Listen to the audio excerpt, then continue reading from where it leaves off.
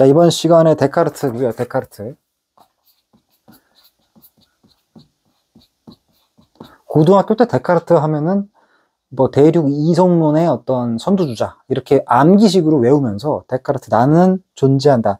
나는 생각한다. 고로나는 존재한다. 뭐 거의 암기하듯이 외웠던 기억이 납니다. 1596년도 태어나가지고 1650년도에 사망을 했으니까 뭐 그렇게 장수했다고 보기는 좀 어렵죠. 장수했다고 보기는 좀 어렵고, 이 데카르트를 설명하는 대표적인 명제가 뭐예요? 나는 생각한다. 그러므로 나는 존재한다. 후세대의 관점에서 보면 이게 참 세상시시한 말인데 이 당시에는 이게 왜 이렇게 중요한 말이었느냐? 한번 좀 살펴볼 필요가 있겠죠. 데카르트가 생각했을 때 인간의 모든 이성적 사유 체제나 경험적 체제, 감각, 이 모든 것들, 기존의 모든 질서가, 이 사람도 나름 철학자니까요, 세상의 모든 진리가 이 사람이 봤을 때는 우스꽝스럽고 모순과 역설투성이었단 말이에요. 기존 모든 기존 진리, 원리들을 전부 다 해체해보고 고민해보기 시작한 거예요. 회의해본 거예요. 대한 회의주의. 우리가 회의주의 하면 섹스투스와 피론이 생각나죠. 우리가 고대 철학에서의 회의주의라고 하는 것은 인간의 이성으로서 세상 모든 것들에 대한 진리를 밝혀낼 수 없다라고 하는 회의주의였는데, 데카르트는 이상한 회의주의에 빠집니다. 모든 진리, 원리에 대한 회의주의, 다 고민을 해보고 모든 진리라고 하는 거, 이게 합리적이지 않고 이게 뭐 정합적이지도 않고 맞지도 않아요. 그런데 절대적이지도 않아요. 그런데 회의주의, 섹스투스 피론의 회의주의와는 다르게 데카르트의 회의주의는 그렇기 때문에 기존의 모든 원리와 진리를 자기가 다시 검토해보는 과정에서 도저히 부정할 수 없는 제1 원리, 도저히 부정할 수 없는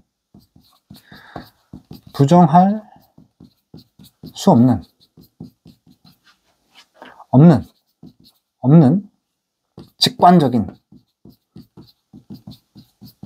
그리고 절대적인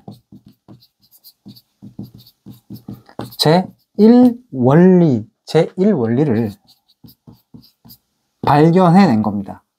이거는 데카르트의 말이에요. 데카르트의 말. 후세에 살고 있는 우리 입장에서는 별로 그렇게 대단한 말이 아닌데, 데카르트 생각에는 모든 진리, 원리, 원칙들을 다 검토를 해보고 나니까 다 부정되고 의미 없어 보이고 불확실해 보이고 상대주의적으로 보였는데, 절대적인 제1원리가 하나 있더라. 그게 뭐냐? 내가 지금 여기서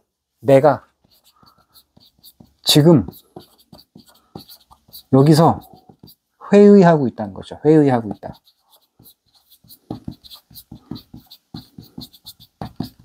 이렇게 회의하는 나는 누구냐는 거예요. 이렇게 고민하고 회의하고 있는 나는 누구냐? 바로 나의 존재. 이 나의 존재는 부정할 수 없는 명확한 사실 아니냐? 나의 존재는 부정할 수 없는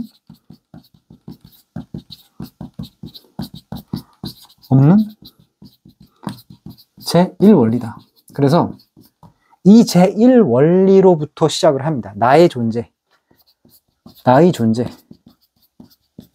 이성적 사유의 존재죠. 이성적 사유를 하고 있는 나의 존재라고 하는 것으로부터 모든 연역적 추론을 시작합니다. 연역적이고 수학적 추론을 통해서 세상 모든 진리를 다시 구성해보고자 했었던 게 데카르트죠.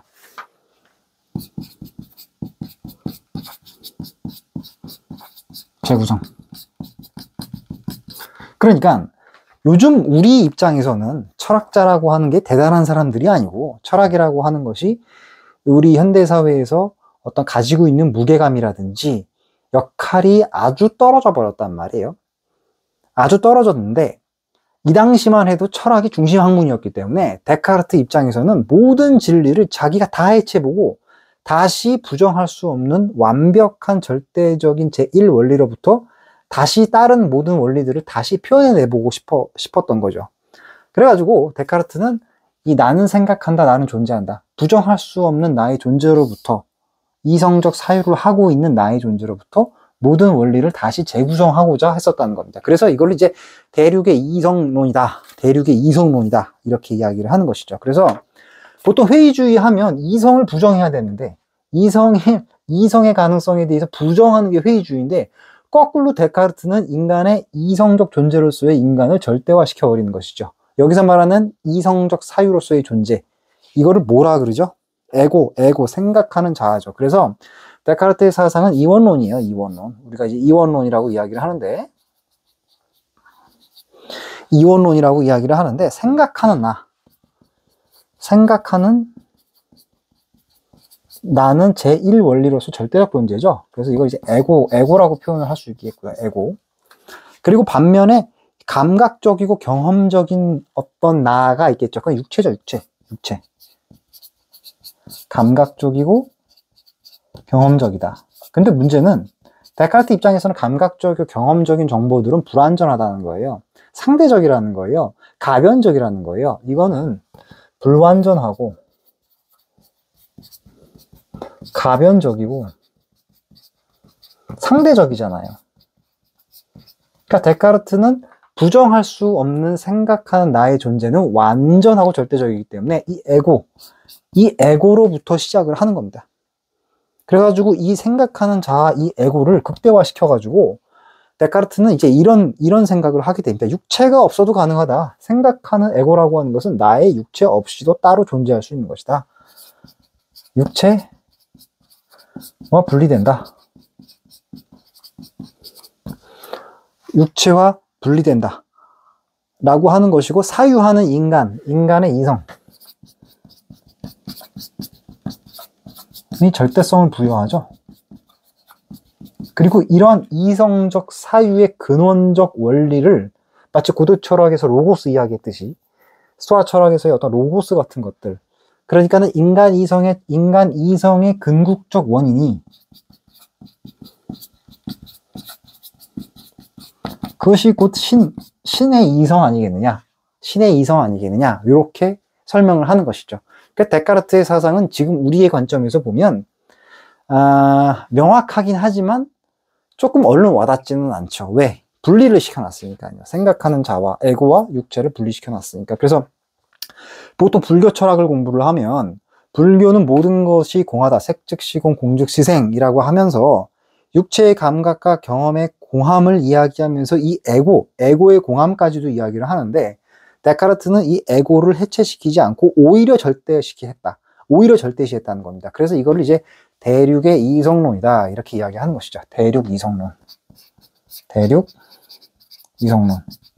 그래서 이러한 인간의 이성적 사유를 통해서 외부의 어떤 객관적 실체를 정확하게 인식할 수 있고, 이러한 인간의 에고야말로 육체와는 따로 분리될 수도 있는 절대적인 무언가로 표현이 되는 겁니다. 그래서 데카르트의 이런 이원론을 비판하는 동양 철학자들이 굉장히 많죠. 그렇죠? 서양의 서구적 이원론의 어떤 출발점이 데카르트로 표현되는 경우들이 굉장히 많습니다. 그래서 제1명제는 데카르트가 생각했을 때에는 직관에 의해서 파악되는 것이었었고 절대적인 것이었었다, 이렇게 볼 수가 있겠습니다.